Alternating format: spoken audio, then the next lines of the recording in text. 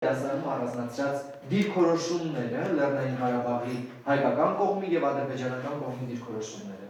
Այն, որ Ադրբեջանը իր զենքի ուժի բարձրությունից է փորձում հարցը լուծել եւ հայատյացության գաղափարով, իսկ հայկական կողմը իր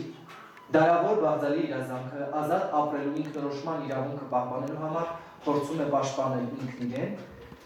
եւ այս պարագայում ներգրավված խոշոր տերությունները, որոնց համար այս հարցը փակուղի մտած է, որոնց համար շահադիտական նպատակներից ելնելով հարցը դեռևս չի ստացել իր արդարացիությունը։ Որքան էլ որ մենք 94-ին ունեցանք զինադադար, որքան էլ որ վերջին օրերին էլ իբրև թե հրադադար կոչված էր, բայց այնուամենայնիվ պատերազմը շարունակելի է, բայց մենք բոլորս միահամուռ ունենք այդ ցանկությունը, որ վերանա այդ պատերազմի կոչված արհավիրքը, որը վտանգ ու չարիք է համայն երկիր մոլորակի համար եւ բնակչության համար, եւ որքան հնարավոր է թող մեր այդ ցանկությունները կատարածվեն եւ խաղաղություն հաստատվի երկիր մոլորակում ընդհանրապես բոլոր ծայրերում, ոչ մի պատերազմ երեխաները չտեսնեն, բոլորն ապրեն խաղաղ պայմաններում։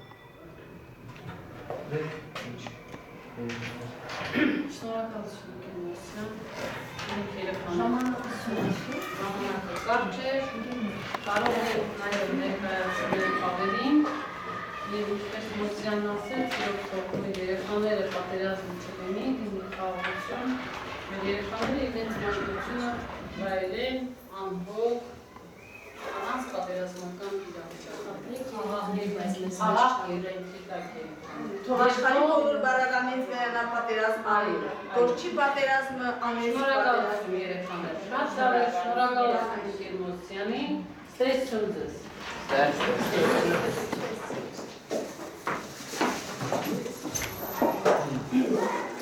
Ինչ մի միտք առաջացավ հիմա կարդա, մեր համագյուղացի Ջավահիր Օհանյանի բանասյությունից մեկը, որ նվիրված է մեր Արցախ աշխարհին, այս բանասյությունը մեզ է ուղարկել մի կին, ով կորցրել է իր սիրելի ամուսնուն